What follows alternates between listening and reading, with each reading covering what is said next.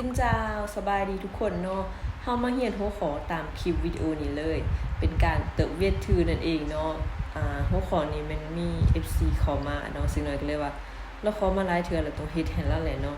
วิธีเขียนจดหมายเป็นภาษาเวียดนามเนาะจดหมายที่แบบเห็นเขาเจ้าเขียนลักๆหรือว่าส่วนหลายก็จะมี5จดหมายด้วยกันเนาะอีจะเป็นชื่อหอยถ้ำจดหมายถามข่าว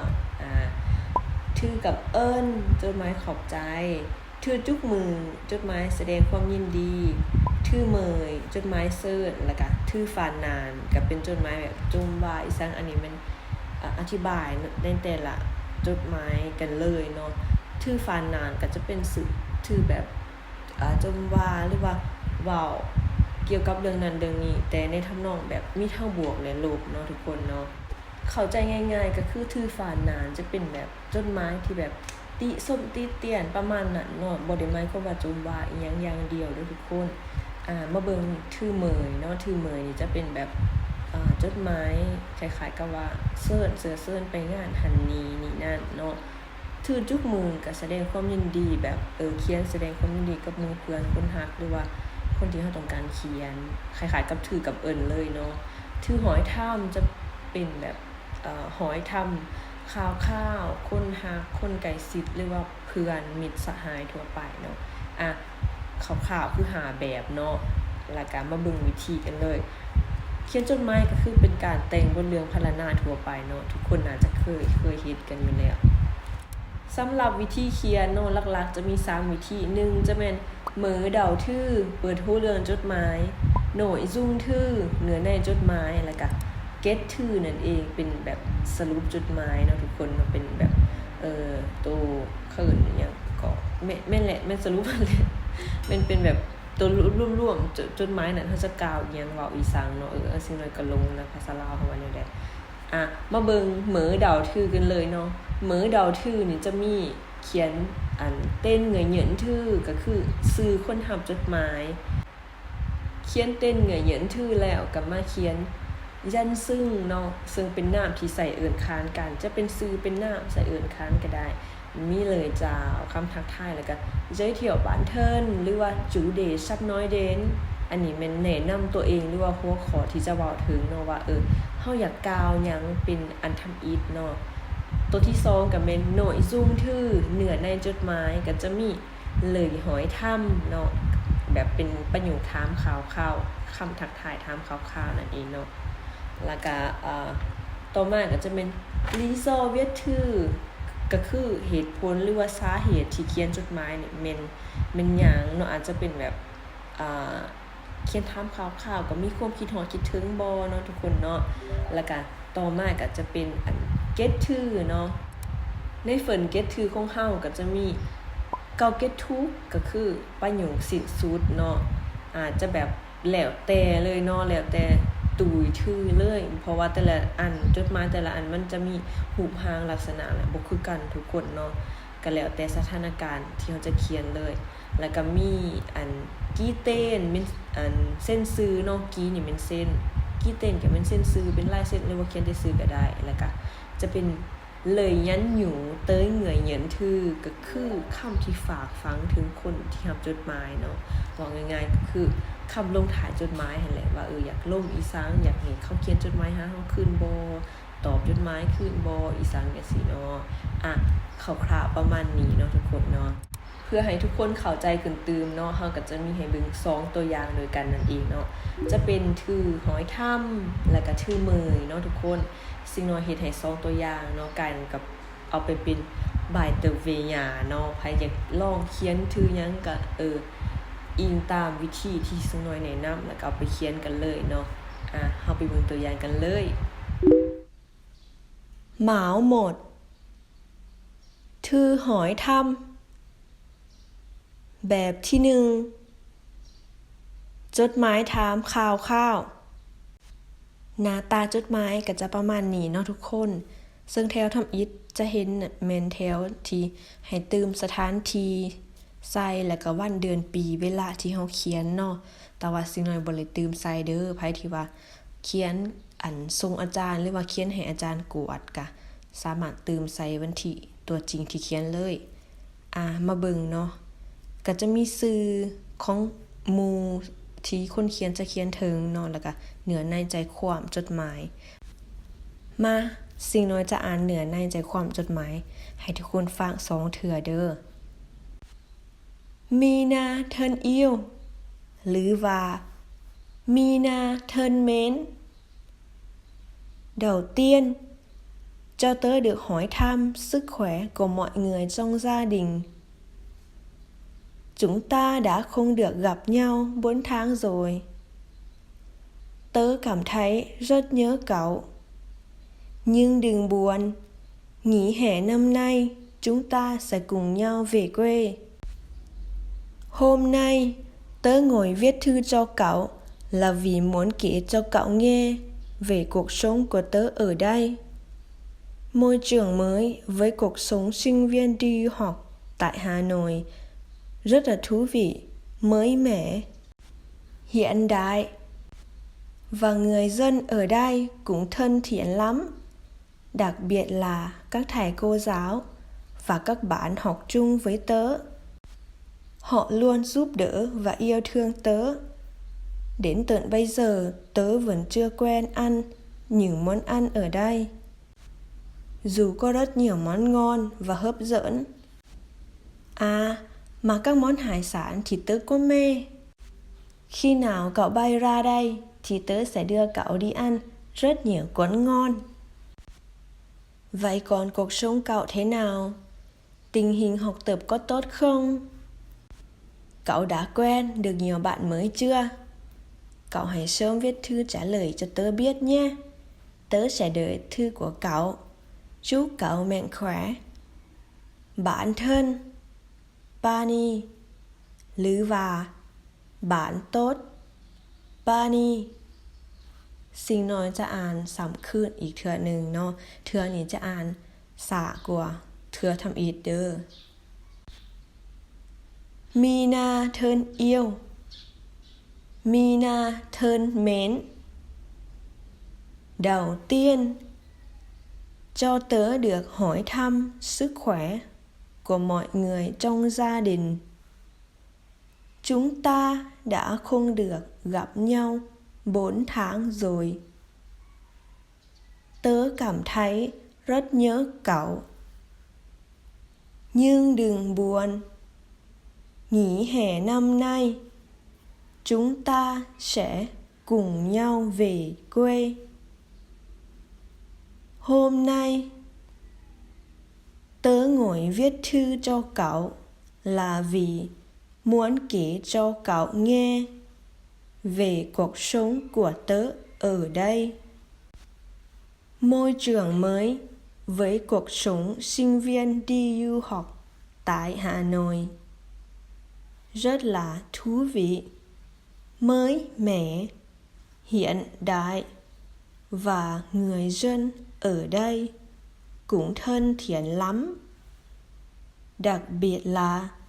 các thầy cô giáo và các bạn học chung với tớ. Họ luôn giúp đỡ và yêu thương tớ. Đến tận bây giờ tớ vẫn chưa quen ăn những món ăn ở đây. Dù có rất nhiều món ngon và hấp dẫn.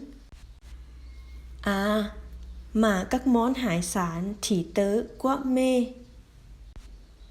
Khi nào cậu bay ra đây thì tớ sẽ đưa cậu đi ăn rất nhiều quán ngon. Vậy còn cuộc sống cậu thế nào? Tình hình học tập có tốt không? Cậu đã quen được nhiều bạn mới chưa? Cậu hãy sớm viết thư trả lời cho tớ biết nhé. Tớ sẽ đợi thư của cậu. Chúc cậu mạnh khỏe. Bạn thân, bạn tốt Pani ผ่านไปก็แม่นอันชื่อดาวเตียนของเฮาเนาะหมาหมดก็จะประมาณนี้เด้อทุกคนเบิ่งอัน ภาพรวมจดหมายแล้วสิ่งน้อยจะมาอธิบายสตอรี่จดหมายนี้เลยเนาะปานี่เขียนจดหมายหามีนาปานี่และมีนาเป็นเพื่อนสนิทกันเป็นคนลาวที่ไปเรียนอยู่ต่างประเทศเนาะซึ่งปานี่เราไปเรียนอยู่หาน้อยมีนาเรียนอยู่ดานังอันนี้เป็นตัวอย่างที่เสกสรรปั่นแต่งขึ้นมาเองเด้อทุกคนก็เลยว่ามันก็เป็นสตอรี่หมู่เขียนจดหมายหาหมู่สนิทนะก็แบบเล่าแบบเรื่องราวชีวิตที่ตัวเองไปเจอให้หมู่ฟังเองสินะเนาะเฮาจะมาแปลคำศัพท์ก่อนเนาะแล้วจะให้เบิ่งคำแปลโดยรวมของจดหมายนี้เป็นภาษาลาวเนาะสิ่งน้อยจะมาอธิบายคำศัพท์ที่ทุกคนน่าจะบ่ทันเข้าใจจะแจ้งให้ฟังเนาะทำอิฐก็จะแม่นคำว่าเทินเอี้ยวเทินเม้นนี่แม่นมีความหมายว่าฮักแพงหรือว่าเคารพนับถือเนาะโดยความฮักแพงจังซี่นะเวลาเขียนจดหมายก็จะประมาณนั้นเดาเตี้ยนมีความหมายว่าก่อนอื่นหมดเนาะซึ่งอธิบายสรรพนามที่ใส่เนาะคำว่าเตอเก่าซึ่งมันจะมีคำแปลหลายคำเด้อตัวอย่างคำว่าเตอแปลว่าข่อยแปลว่าเฮาแปลว่าเขาแปลว่ากันเนาะและคำว่าเก่าจะแปลว่าเจ้าตู้หรือว่าเพิ่นมี 2-3 ความหมายด้วยกันซึ่งเตอเก่านี่จะใส่แบบก็ค่อนข้างจะหลายคือกันแล้วก็ส่วนหลายเป็นคนที่อายุประมาณสไตล์แบบวัยรุ่นหรือว่าอายุเท่าๆกันห้องกันหรือว่าผู้ใหญ่เว้ากับเด็กน้อยหรือว่าคนที่อายุน้อยกว่าตัวเองจะใส่คำศัพท์พวกนี้เนาะซึ่งใครที่ไปเรียนอยู่เวียดก็จะคุ้นหูคำศัพท์นี้อยู่แล้วแต่ว่าบางบอนจะใส่คำว่าบานว่าโต้ยแทนกันอันนี้แล้วแต่เด้อแต่ว่าเรื่องของจดหมายฉบับนี้สิน้อยเขียนจากเนื้อในของหมู่สนิทหมู่ฮักเพลงกันเนาะก็จะเอื่นประมาณนี้กาได้ตื่นยืนซึ่งเฮากับอธิบายแล้วเนาะกับมาคำหอยทำนี่นะจะหูแล้วเนาะซึกแขวหมายถึงสุขภาพหมอยเงยหมายถึงทุกคนจาดิ่งหมายถึงครอบครัวดะหมายถึงใดใส่ในอดีตเด้อเป็นสิ่งที่เกิดขึ้นผ่านมาแล้วรับหรือว่ารับเหย้าหมายถึงพบกันเด้อทางก็หมายถึงเดือนเนาะส่วนคำว่ากามไทยนี่มันความรู้สึกที่สัมผัสได้เนาะเป็นกายเฮาสัมผัสได้และเป็นจิตใจที่เฮาที่สามารถสัมผัสและเบิ่งเห็นได้โดยตาเจิดหมายถึงยิงยอดยิงที่สุดเยอะหมายถึงคิดฮอดคิดถึงหรืออีกความหมายนึงหมายถึงคำว่าจือจำเด้อดึงบวนนี่มันแบบยาเศร้าเพราะคำว่าดึงหมายถึงยาบวนหมายถึงเศร้าเนาะ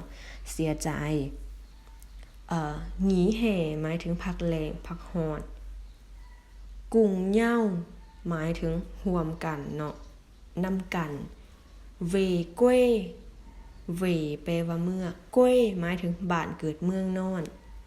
โฮมในก็หมายถึงมื้อนี้เนาะทุกคนโงยหมายถึงนางเวียดถือนี่หมายถึงแบบเขียนจดหมายเนาะแล้วก็คำว่าเก๋หมายถึงเราแบบเราเรื่องสิแบบตัวอย่างว่าเก๋เจียนหมายถึงเราเรื่องสินะต่อมาก็คำว่ากวกชงหมายถึงชีวิตเนาะโมยเจืองหมายถึงสภาพแวดล้อมเมยแหมหมายถึงสิ่งที่มันใหม่สดเหียนได้ทันสมัยเงยเจิ้นก็หมายถึงว่าประชาชนคนที่อาศัยอยู่พื้นที่หรือว่าเขตนั้นต่อมาก็เป็นคำว่าเทินเทียนหมายถึงเป็นกันเองมีความสนิทแน่นแบบเป็นมิตรนะส่วนคำว่าดักเบียดหมายถึงพิเศษหรือว่าโดยเฉพาะซูปเดอหมายถึงช่วยเหลือเกื้อกูลเอี้ยวเทื่องนี่ก็ทุกคนน่าจะฮู้แล้วแม่นฮักเพลงเนาะเดนเตินใบเซอร์จนถึงขนาดนี้หรือว่าจนถึงปานนี้จนถึงตอนนี้เนาะเดนนี่มันฮอดมันถึง ไบเซอร์หรือว่าเบยเซอร์มันหมายถึงเดี๋ยวนี้ตอนนี้แต่คำว่าเติ้นนี่มันฮอดมันถึงมันจำทีเลยเนาะคำว่าเวิ้นมันแปลว่ายังยิ่งม้อนอันก็หมายถึงว่าบรรดาอาหารพวกอาหารที่กล่าวมาเนาะเฮิบเซินหมายถึงว่าน่าสนใจแบบดึงดูดเนาะ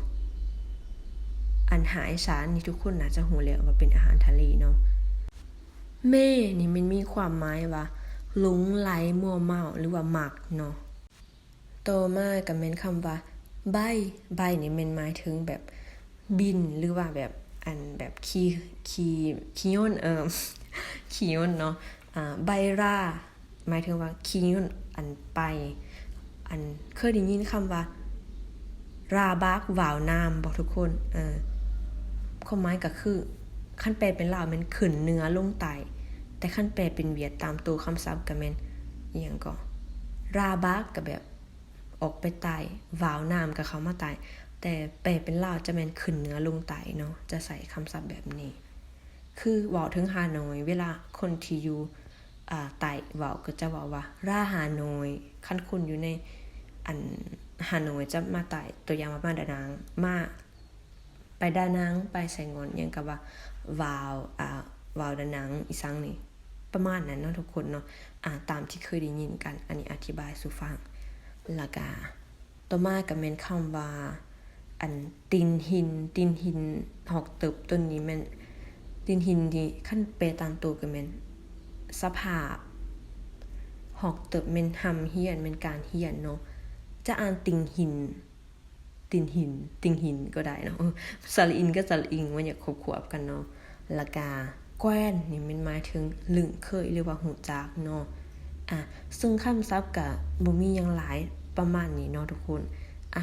อธิบายต่ออีกคำว่าเสริมนี่มันไว้เนาะแล้วก็คำว่าอย่างเดยนี่มันถาล้อถาเนาะประมาณนี้ทุกคนฟังมากแล้วคือจะแปลเองได้แล้วแม่นบ่หรือว่าให้สิ่งน้อยแปลให้อีกวะหยอกเฮามาเบิ่งคำแปลเป็นภาษาลาวกันดีกว่าเนาะเสียเวลาอธิบายแบบมาดมทุกคนก็คือสิอยากเบิ่งคำแปลภาษาลาวล่ะมีหน้าที่ฮักแพงถ้าบ่แปลว่าที่ฮักแพงก็อันแปลตัวเทิร์นเมนนี่แปลว่าด้วยความฮักแพงหรือว่าด้วยความนับถือเคารพอันนี้ทุกคนจะแปลแนวนั้นก็ได้เด้อก่อนอื่นเขาขอถามข่าวสุขภาพของทุกคนในครอบครัวของเพิ่นพวกเฮาบ่ได้พบกัน4 เดือนแล้วเขารู้สึกว่าเขาคิดฮอดเพิ่นที่สุดเลยแต่ก็อย่าเศร้าพักแล้งหรือว่าพักร้อนปีนี้พวกเฮาจะกลับบ้านนำกันมื้อนี้เขานั่งเขียนจดหมายหาเพิ่นเพราะอยากเล่าให้เพิ่นฟังถึงชีวิตของเขาอยู่นี่สภาพแวดล้อมใหม่กับชีวิตนักศึกษามาเรียนต่อต่างประเทศที่ฮานอยมันน่าสนใจ